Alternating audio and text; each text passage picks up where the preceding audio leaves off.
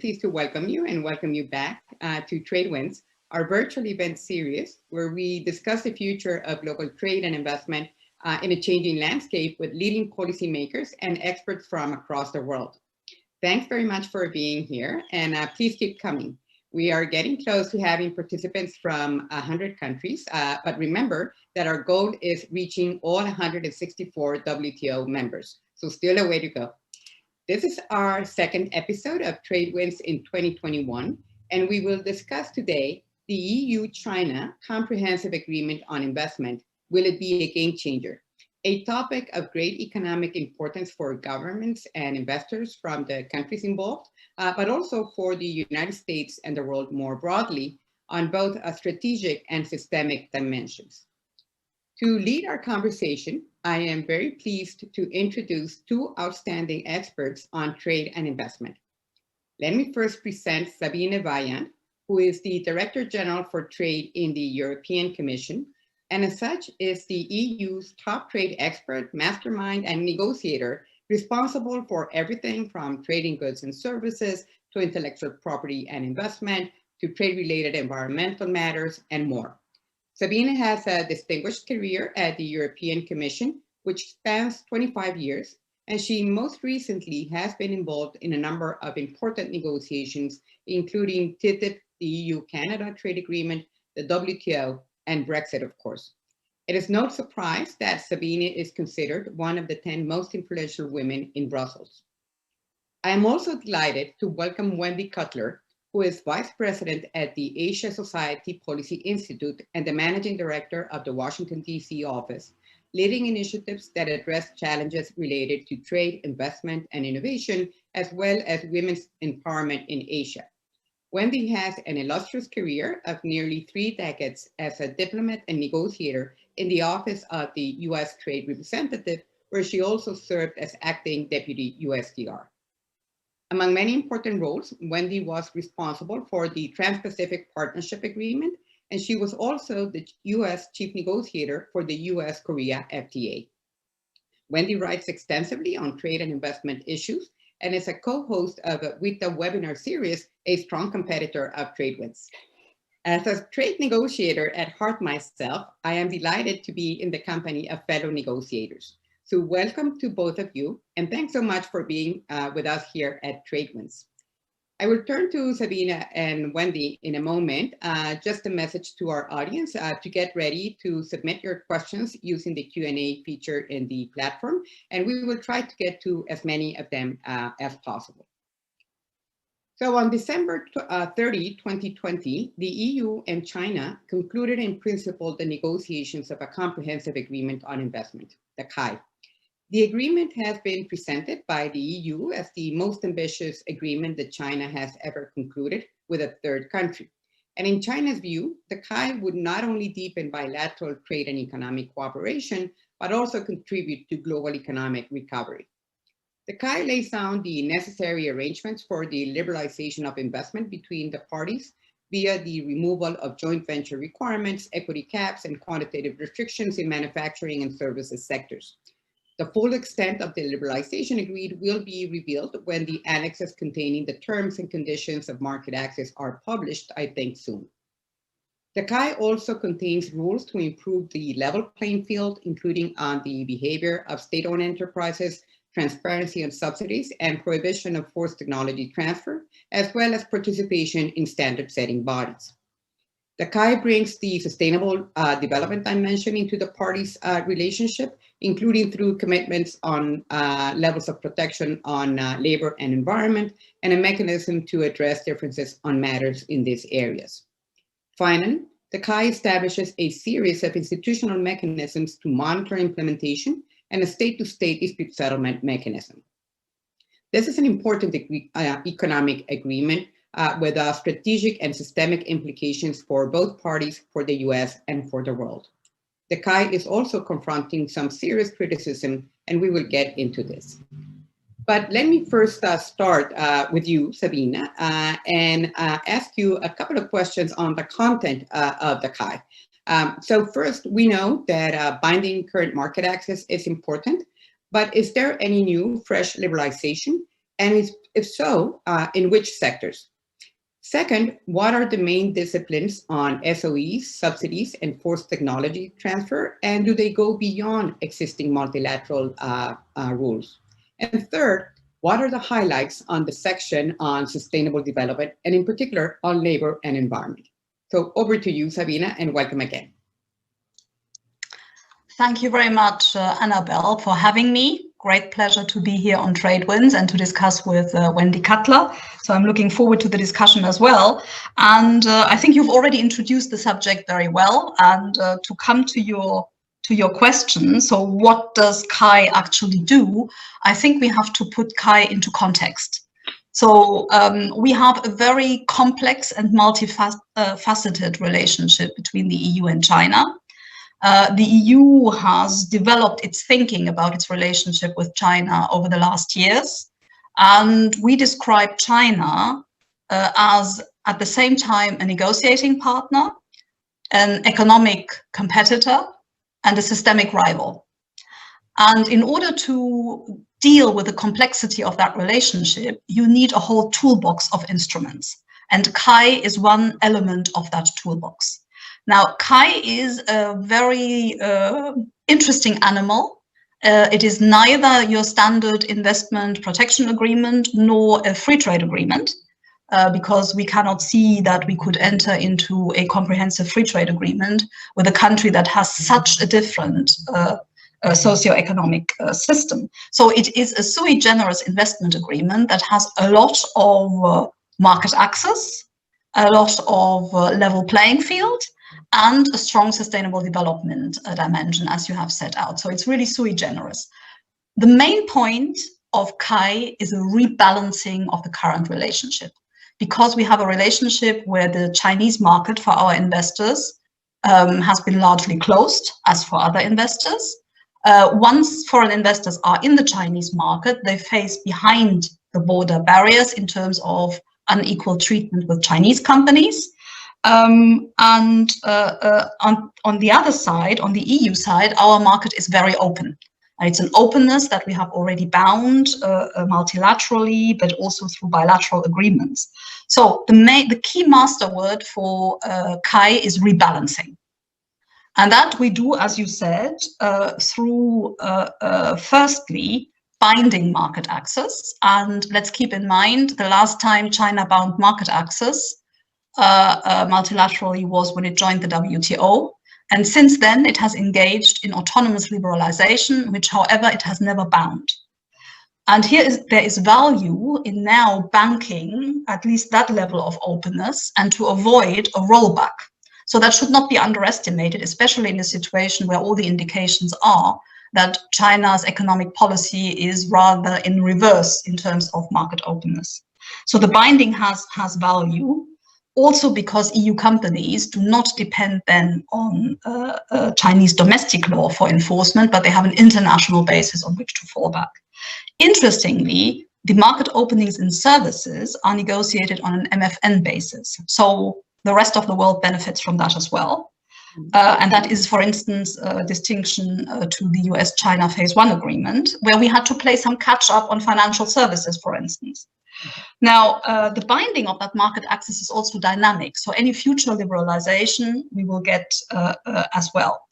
And then there are indeed areas of additional market access beyond the current level of openness in China, notably in sectors of key EU interest, manufacturing, electric cars, private healthcare, cloud services, and auxiliary air transport services. So there is genuine fresh market access in this respect.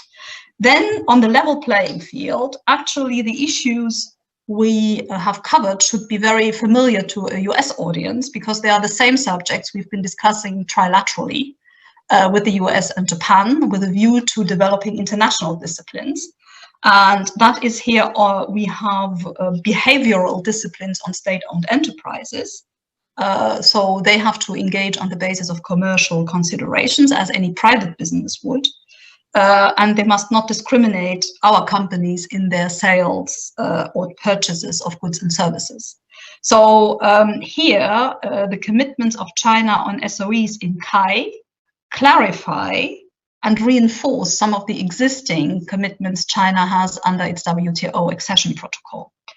On subsidies, there are several obligations here, and we are remedying a gap in the multilateral rulebook, which covers only subsidies in goods. We are covering here transparency on subsidies in services.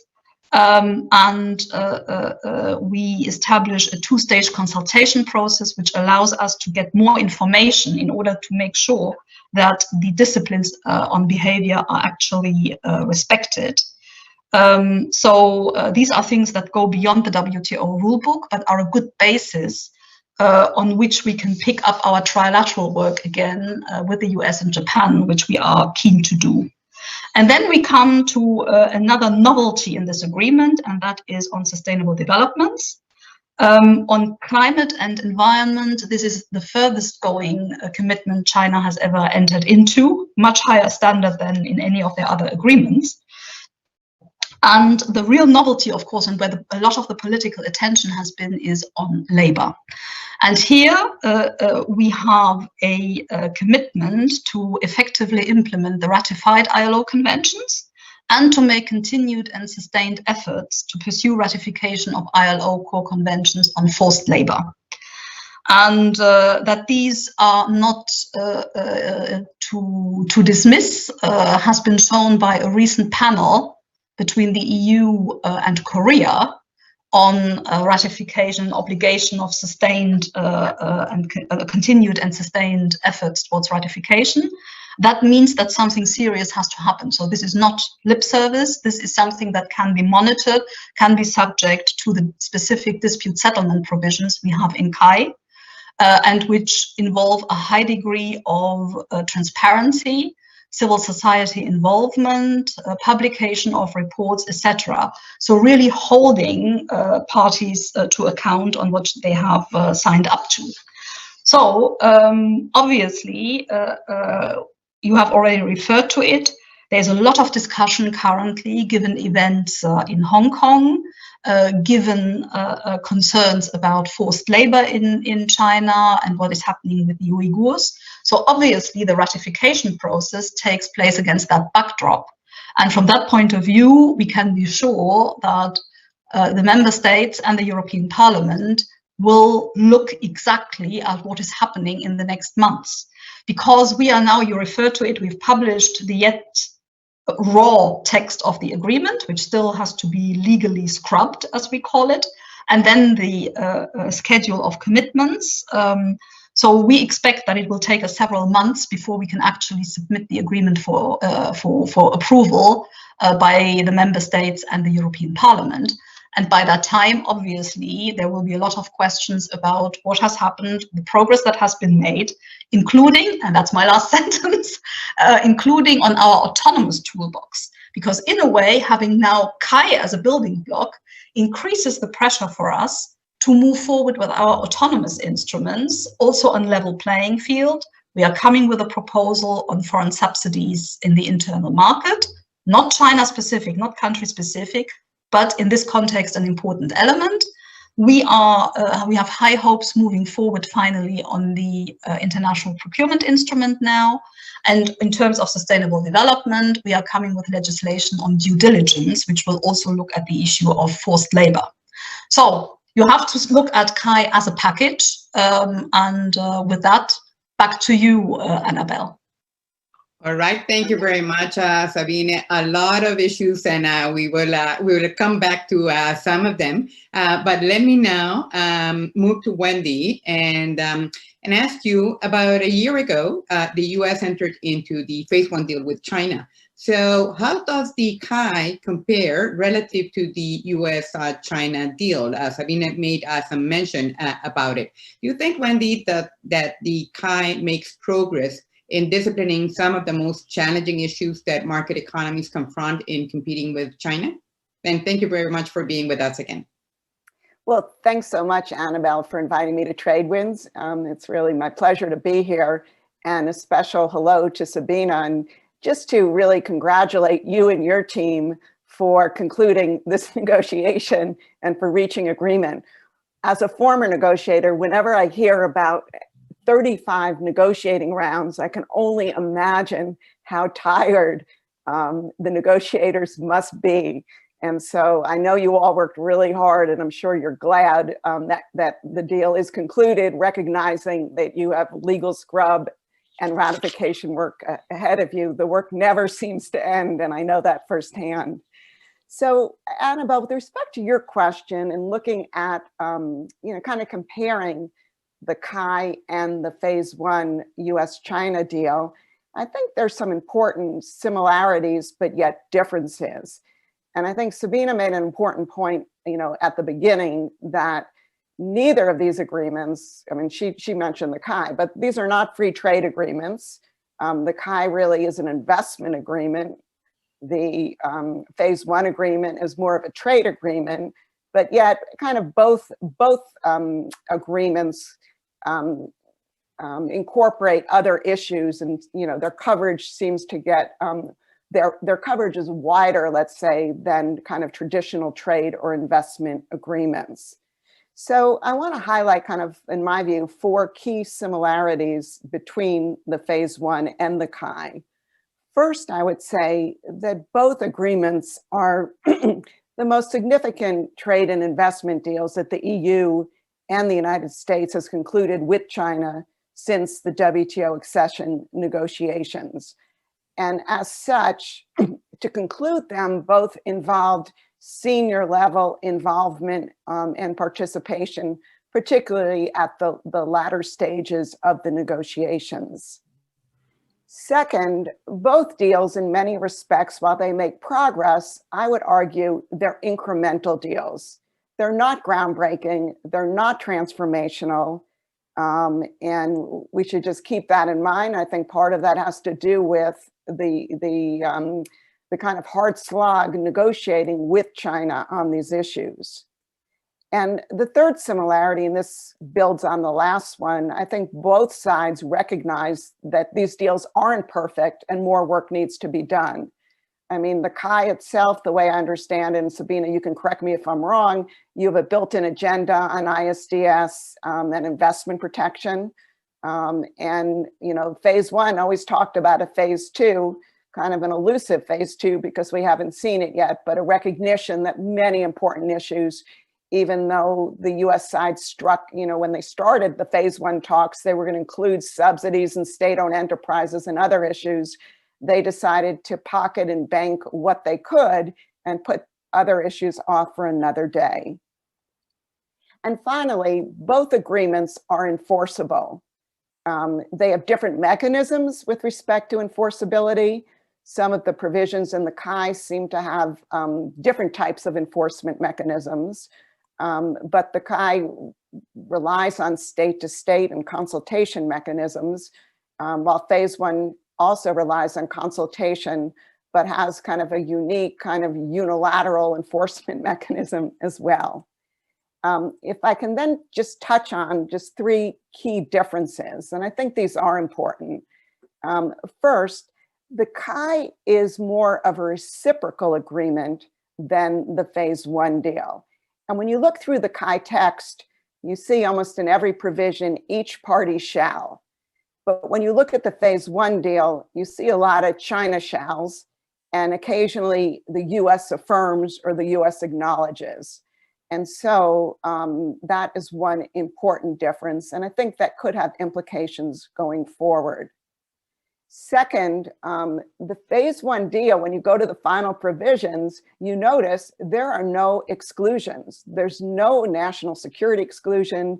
There's none of the traditional kind of Article 20 exclusions that we find in the WTO, while the PIIE has these exclusions. And finally, I would just talk a little about leverage. It's interesting to me as a negotiator, I think both the US and the EU in these negotiations were the demanders. But as the negotiations proceeded, and particularly towards the conclusion, I would argue that both sides had a lot of leverage with China. The US had lots of tariffs that were in place, and they were threatening to put more in place. And China, I think under the PIIE, was thinking about January 20th. And when the Biden presidency would come in, could they do a deal with the EU before that time? And we can question on both deals whether each side used their leverage to the maximum extent possible. I would just conclude with two other remarks. There are certain issues, and Sabine already highlighted financial services. I think the commitments are similar. I would also note, I think on technology transfer, the provisions are also pretty similar. But then in other areas, different issues were addressed in each agreement. And with respect to phase one, I would note currency, IPR, agriculture, and of course, those purchasing commitments never found their way into the PIIE. And the PIIE, as Sabine already mentioned, addresses SOEs, subsidies. I would argue not, in a robust way, but we can get to that in a while. Labor and the environment, and so different issues with some overlap. And if I can just conclude by saying that we should also keep in mind that the US was negotiating a bilateral investment treaty with China for many, many years. I think we were close to 30 rounds or so. That was kind of put on hold when Trump came into office. But I think if you were to look at the BIT text as it, was never concluded, but in its last form, probably had many more similarities and overlap with the PIIE than the phase one deal. Over to you. All right, thank you very much, Wendy, for this interesting sort of comparison between the two agreements.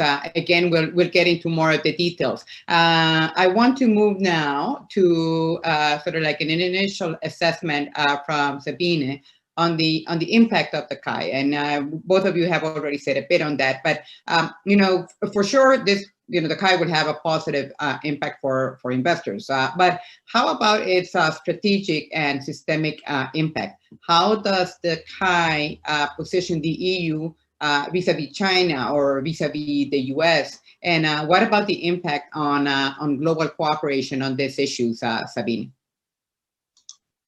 Yes, thank you very much. To answer your question, I also have to pick up something that Wendy said when she compared the two agreements.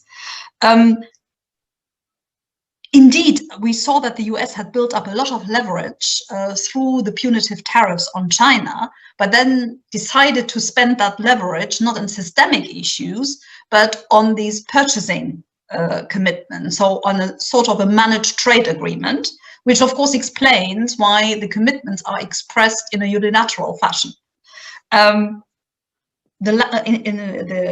Wendy is right. Our agreement, PIIE, is much more of a reciprocal agreement, but of course then you have to look at the substance. We are basically recommitting openness we have already granted, and we are basically reassuring China that we do not want to use our policy space that we have to arbitrarily discriminate against China. So we are fine to make that commitment. We don't see that as a concession because that is the way we are, a community of law. So, we don't have a problem with that at all. So what I think is interesting is indeed the commitments on level playing field, because they are in the areas in which we have been trying to engage China for quite a long time. They do not want to engage yet in the WTO on this, but they have been ready to engage with us bilaterally, and they have not engaged with any other partner on these issues. But of course, this is a source of information which we want to use in order to show whether the commitments to leveling the playing field are actually respected. So this is information which is very useful to us in order to hold China to its commitments. On our side, we are willing to give the same transparency and being held to our commitments as well. And we actually think you can extract more commitments from a partner if you are also willing to commit yourself. So I think that there is an advantage in going for reciprocal agreements. And I really think that with PIIE, China has made a step towards engaging with partners on these key issues. And I think we need to use that engagement as a springboard in order to reinvigorate our cooperation and in order to bring these issues into the WTO and to have commitments there. So for me, PIIE is also a building block for a rules-based regulation of globalization. And China has been a big beneficiary of the multilateral trading system, but they have to understand that the rest of the world has problems with the fallout of their socio-economic system, and that they cannot take the current openness in the WTO for granted. So we hope that this is a springboard where we can engage with like-minded countries like the US, China in negotiations, which we would hope to launch in the WTO at the next ministerial meeting. So from that point of view, indeed, I see a strong systemic interest in PIIE over and above the market access issue. Thank you. Thank you very much, Sabine. Before I go to you, Wendy, let me ask you something else, Sabine. You're basically saying that there is a strong value in the PIIE for the rest of the world, in that it is a stepping stone towards building something broader and deeper. And one of the features that I find most interesting in the PIIE is it has a lot of emphasis on transparency, contact points, provision of information, consultations, working groups, committees, all of which suggest that the EU is betting on an incremental, which, as Wendy said, and structured engagement with China.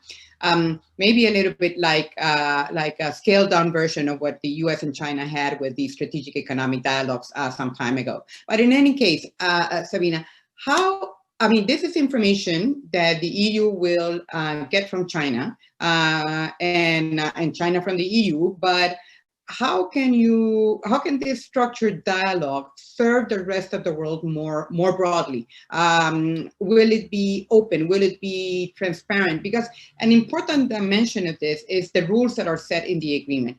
But the other important dimension is, how will this be implemented? And we discussed this is a bit of a living agreement. So how can the rest of the world really come to benefit from this? Well, I think, first of all, already the benefit is already there on the market access side. As I said, on everything related services, it's an immediate direct benefit.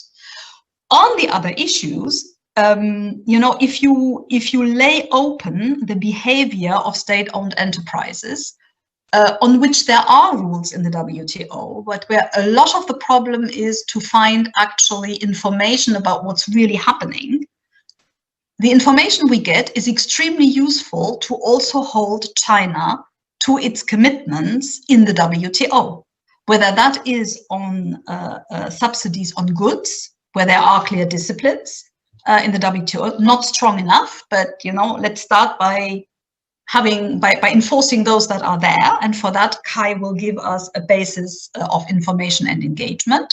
And then, of course, we are working with other partners. We have been working with the US already in the past to compare notes about what we understand about the Chinese system, how it functions. So we are exchanging this information as well, and we will jointly try and engage China to say, look, here is an issue that you need to address, because you cannot take the rest of the openness of the rest of the world for granted.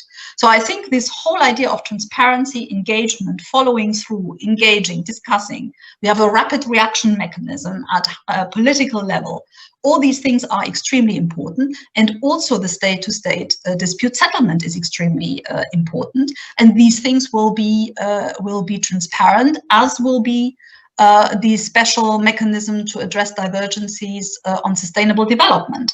So I think this whole transparency, that benefits everyone, and that allows us to have an informed discussion about the distortions that China creates and what the rest of the world expects from China as a further down payment on disciplines in a number of these areas. I think we have also one particular point which I think is worth highlighting to a US audience in a US context.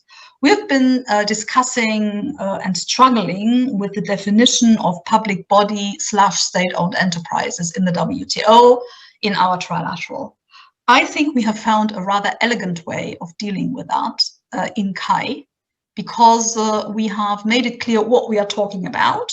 This is not just about ownership structure. This is about the ability to give instructions. It applies to all levels of government, not just the central level. Actually, if we want to move forward the work in the WTO on disciplines on state-owned enterprises / public bodies, I think PIIE is a very good starting point for that discussion. All right, thank you. Thank you very much. I want to come back later on to this point about subsidies and discussion in the trilateral and moving to the WTO. But before that, Wendy, I'd like to hear your view on what do you think what is your assessment of the implications of the PIIE, in particular from a US perspective and from a systemic dimension perspective. And let me also bring one question from one of our participants who says, do you think that the PIIE could be the starting point for conversations between the Biden administration and China? Well, before I get to those, maybe I can just briefly respond to one point that Sabine made, and that's the whole issue of transparency and information sharing. I mean, look, that's extremely important, and you can't go after practices if you don't have the information. I get that. You know, transparency has always been a key element in all of our trade and investment agreements. But, you know, let's just be honest. In the WTO, we've firsthand experienced major problems with respect to China's transparency record, particularly with respect to subsidies on goods. And as a result, the US put forward a proposal a couple of years ago trying to hold not just China, but other countries' feet to the fire to live up to their transparency commitments.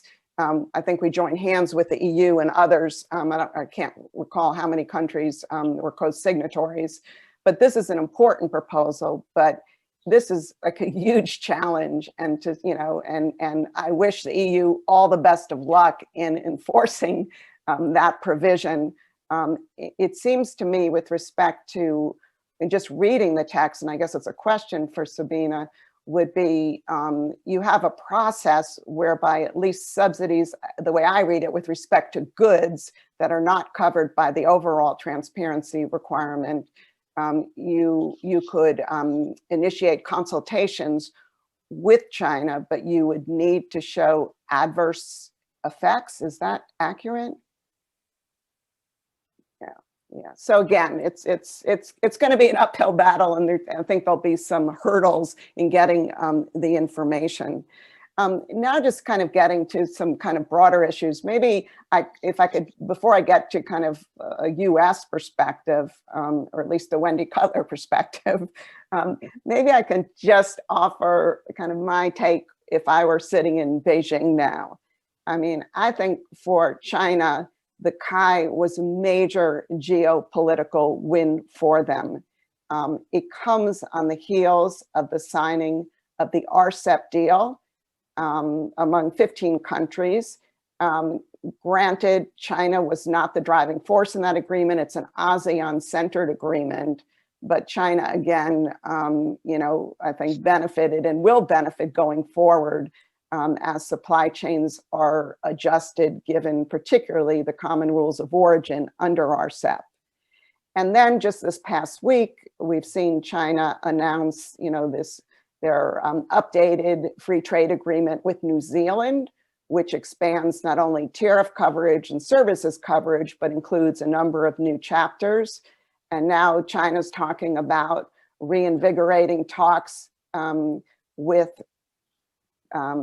Japan and Korea under their trilateral FTA negotiations, which also I think are probably in round 20 or 30 by now. And they're even talking about joining the CPTPP. But clearly, I think in trying to move forward with the PIIE by January 20th, I think that they were trying to develop some kind of wedge between the US and the EU, recognizing that President Biden would have a much different approach with President Trump's go-it-alone approach. And therefore, anything they could do with the EU before would be in their interests. So I don't think the PIIE is going to preclude cooperation, transatlantic cooperation on China issues. That's total, that's going way too far. But when I'm asked, like, is it going to affect that cooperation? We'll see, but I think going into these talks, I think there is going to be a bit of an uneasy feeling on behalf of the United States. I think when these decisions are made, whether to go with an agreement or not to go with an agreement, governments weigh the pros and the cons. And I'm sure one con, or I assume one con, was what would this mean for transatlantic cooperation, with the new Biden administration. But the pros were probably along the lines of, look what we're getting, commercial benefits. There's talk about, strategic autonomy and other things. But at the end of the day, the decision was taken to go ahead with the deal, meaning that cooperation with the US didn't kind of override these other considerations, or at least delay the conclusion of this deal until consultations with the new Biden team could take place. And so I think this deal is, potentially could complicate transatlantic cooperation on China, but I don't think it's going to preclude it or is going, is a nail in the coffin for this. And if I could just briefly just touch on why I say this, in what ways could it complicate, this cooperation? First, as Sabine mentioned, the EU is going to spend a year now trying to promote and defend this deal within Europe, with member states, their citizens, and with the parliament. And as they do so, and I've learned this personally because I've done this, you end up kind of, trying to show that the deal's going to work, that the other country is going to live up to their obligations, that they're reforming and opening. And I think that will become part of the narrative of Europe. Maybe it won't. Sabine can tell me I'm wrong, but that would be one of my concerns. Second, I think this deal is going to lead to further economic integration between China and Europe. And I also think, getting kind of to my last point here, I think this is going to affect the willingness and enthusiasm for Europe to use its toolbox against China, particularly as their companies are trying to take advantage of these provisions, expand and establish new investments. We all know China has a way of informally making it known that there could be serious and proportional retribution if actions are taken against them, even in other areas. So I would put these complications on the table. We'll have to see if they play out. I hope they don't. I'm a firm believer that if we're going to be effective with China, we need a collective approach, and I believe the EU would be a great partner. But I think, just to be upfront, I think the PIIE just complicates things. Thank you, Wendy. One follow-up question with you. Doesn't this also mean that there is a bit of an urgency for the U.S. in figuring out what its position is going to be vis-a-vis, of course, not only China, but the Asian region more broadly, and isn't the EU-China agreement a reminder that in trade negotiations, when you sit still, you are just going backwards, right? I couldn't agree more. And again, think of RCEP, think of CPTPP has been in place now for 2 years, and the UK just announced that they, are interested in joining. And then you look at the PIIE, and all of China's not standing still. And Xi Jinping has been very clear that with these deals under China's belt, they now want to move to look at the trilateral negotiation or even considering CPTPP. So that does, insert urgency into the Biden administration to move here. But again, we need to keep in mind that we've got some huge domestic challenges that require all hands on deck, both with COVID, our economic recovery, and rebuilding our economic competitiveness. Yeah. Thank you very much, Wendy. So I want to move to the conversation of how can this help the discussions in the WTO. We have a number of participants, Shankun Lu and others, who are basically asking, so what is the plan? The EU, the US, Japan had been working on the trilateral, but that had really not moved to the WTO. It's difficult to think that a process only between the three could have traction with China. On the other hand, the subsidies, and Wendy was making this point, it's going to be really difficult to have to be able to implement or some of the provisions of the PIIE.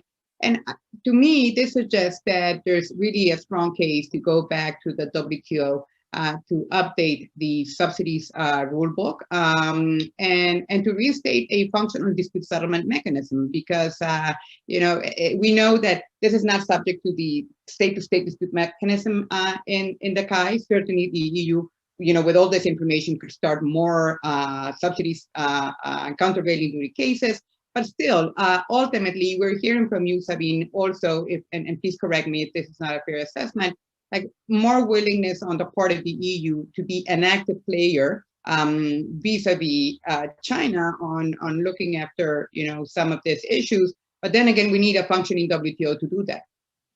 So what do you think about this, Sabine? Well, indeed, first of all, we need a US administration that is ready to engage and invest in the WTO. And I think that is what has prevented progress, despite the fact that on the trilateral we moved forward well, and we discussed subsidies, but also on public body state-owned enterprises we made progress, and also on forced technology transfer. So there is a lot already there, but what separated us from the Trump administration was that the Trump administration did not believe in the ability of the WTO to discipline China. So that's why they opted for an approach, instead of being multilateral, they opted for an approach of negotiating bilaterally and enforcing unilaterally. Now, we can look at the result, and I would argue that this has not really done anything to address the distortions that China has brought to the world economy. So we hope that we will have a Biden administration willing to engage, and then they will find a very willing partner. And we've set that out in early December in a communication, in an offer for cooperation to the US on a new transatlantic partnership for global reform, where the challenges posed by China figure quite prominently.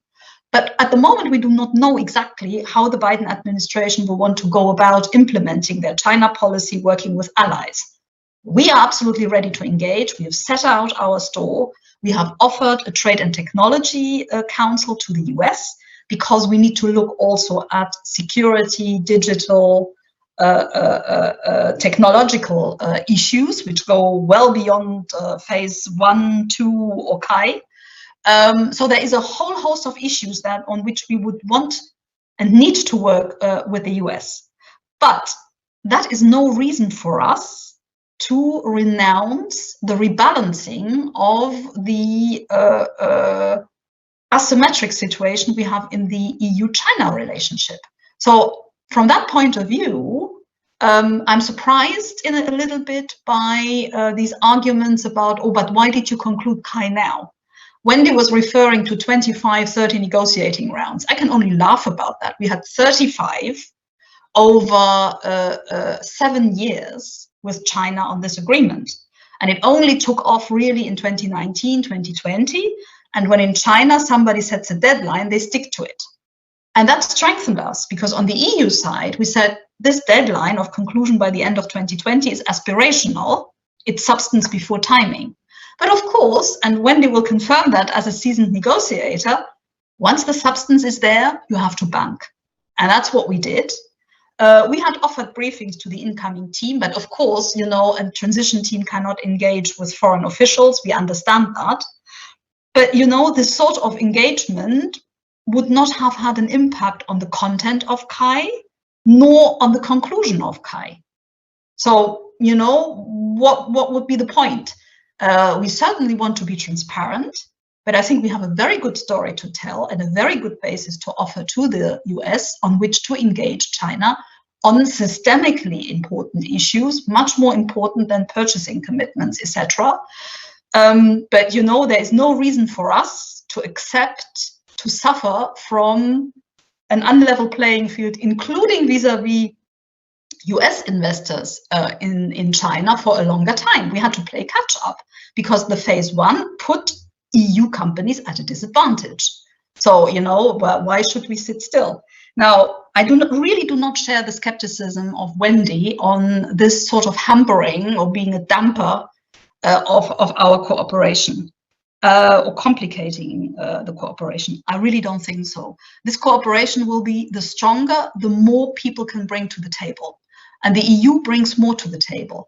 And one of the advantages of PIIE is also that this is something which binds all 27. So you have a consistent China policy here on which we can then engage also with the United States. And that is an advantage that is not to be underestimated. It consolidates the unity of the EU. And I think the effect on strengthening the EU autonomous toolbox is just the opposite. Because in order to be able to get PIIE ratified, first of all, there will be pressure on China to show that they really mean what they signed up to. So the pressure will be on them not to disappoint us here. Secondly, the pressure will be there to say, well, if we go along with PIIE and sustainable development, we really need to have the legislation on due diligence on board. We really need to get serious on IPI. We really need to look at our global sanctions instruments. And that's what this is not theoretical, that's the discussion I'm already seeing now happening in the EU.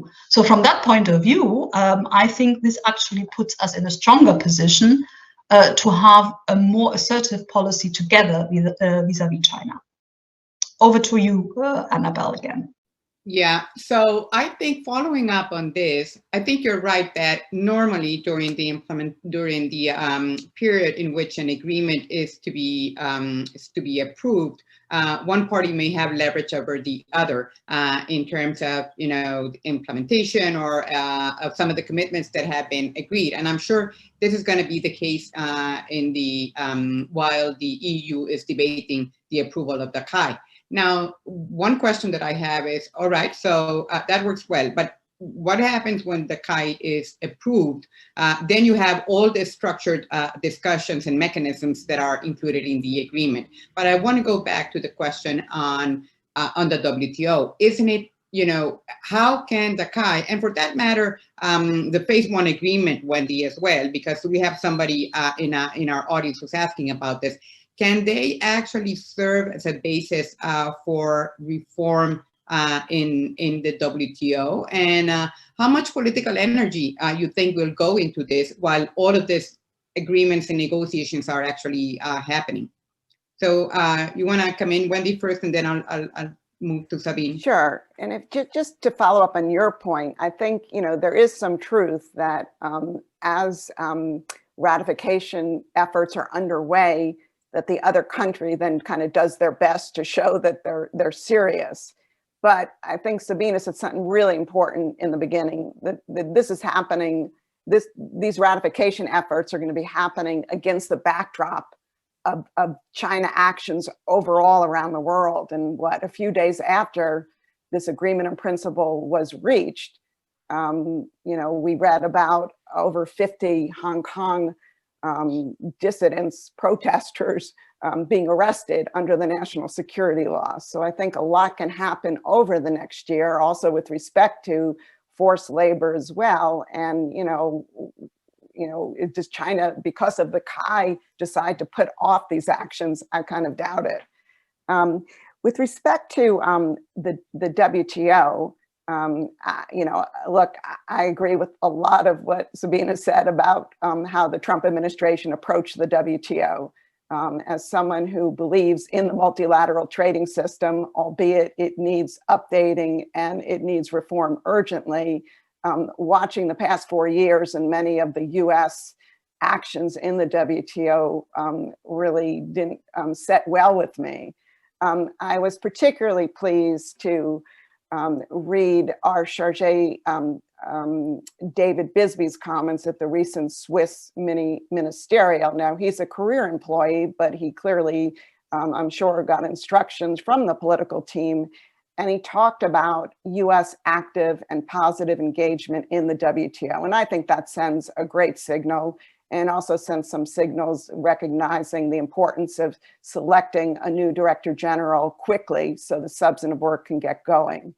So again, I think, you know, just based on everything the president has said just overall about the importance of multilateral institutions, I think you're going to see a very active United States in the WTO. Now, that said, we all know the difficulties in negotiating a multilateral agreement. And it's been extremely difficult, even with respect to an issue like fish subsidies, which some argue is like low-hanging fruit. Well, if that's low-hanging fruit, you know, where do we put subsidies on this list? And I think that's going to be, you know, it's going to be very difficult. But clearly, if the WTO cannot deal with subsidies, update those rules, I really question how relevant is it going to be going forward. And here, I think the trilateral cooperation has been groundbreaking. They still have a lot, you know, more work to do, but I would hope now under a Biden administration that this work could accelerate on subsidies. I think Sabine raised a great point. Public bodies was one of the outstanding issues between the three governments, and maybe based on the PIIE definition, you know, that could help inform and kind of conclude that work. And then, you know, the EU, Japan, and the US need urgently to start working with other countries and start developing, you know, a wider net of countries who would support this work, and then go into the WTO. I don't support, though, like putting this issue in the WTO and then letting it linger for years like other negotiations. And I think that, you know, the US, EU, and others are going to have to kind of come up with a way where they say, look, we want to do this in the WTO. We want to do this multilaterally, but we're not going to wait forever, because these issues are important. The excessive and trade distorting subsidies by China and others is really affecting the middle class and workers in the United States, which goes right to the heart of the Biden trade policy. So I would hope this is where we could really join forces with some urgency and really work our networks with other countries as well. Yeah, it all points to, you know, the fact that it's through action rather than inaction that things can get done in a particular context, right? So Sabine, you have a word on this, because then I have a couple more questions that I want to bring from the audience. But if you have a quick word on points Wendy made. No, thank you very much. Well, first of all, I think this Biden administration narrative of a trade policy for the middle class, foreign policy that works for the middle class, that resonates a lot in Europe. So I think here we have a big meeting of minds, and I hope that we can translate that into action quickly. And here I think the key word in the WTO would be competitive neutrality. And that is actually where PIIE breaks some ground, because the Trump administration seemed to think that the WTO was an organization for market-oriented countries. And if you are not a market economy, your place is not in the WTO. Well, I mean, we have to find a way to engage also a country like China. We sit on the same planet, you know, we have to find a way to work together on the basis of rules. And that is competitive neutrality. And there, I think, with what PIIE does on state-owned enterprises, on transparency and subsidies, on forced technology transfer, on all these issues, it is something which is really translatable into a multilateral context. Now, and I fully agree with Wendy. I think we hope that the fact that you can update the rule book in the interests of, well, basically the whole system. You update the rule book, notably on subsidies, and then you also need to have a functioning dispute settlement to enforce the rules you've just updated, that is the package of reform we need to look at. And of course, the very first step is basically for the US to join the consensus around the nomination of the next WTO Director General, because we need that person in place in order to prepare the next ministerial conference.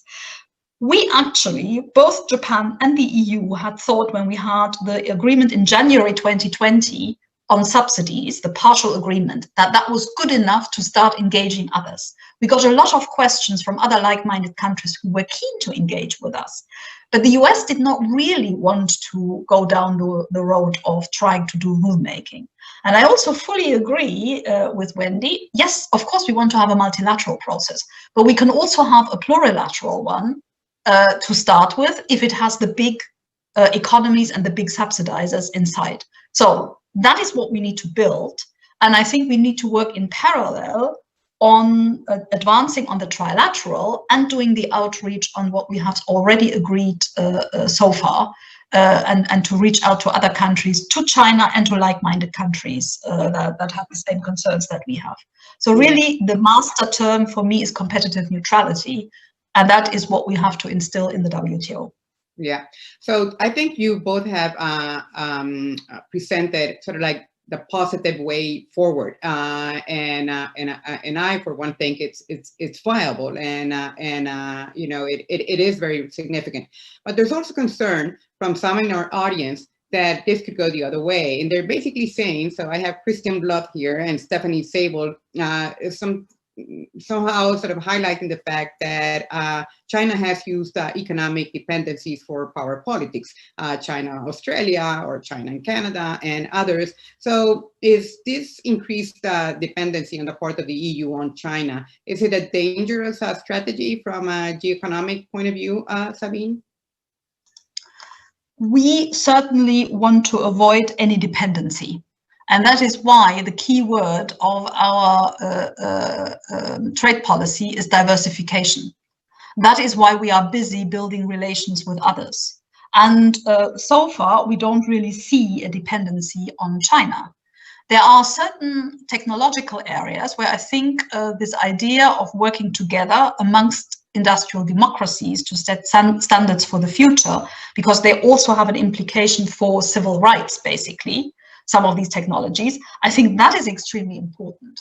But we do not see currently that the EU would be strategically dependent on China. We are currently carrying out work on to analyze whether we are at risk of dependency. We have seen during the crisis that this is not really the case. Yeah. So from that point of view, there are no alarm bells going off. But for us, the key issue is we have to strengthen our internal market so that we have endogenous sources of growth as well. Our most important trading relationship, economic relationship, as well as political relationship is with the US, without any doubt. And that continues to be the case. And at the same time, we are busy building relations with other parts of the world, with Asia, with the Asia Pacific. We are coming forward with an Indo-Pacific strategy soon.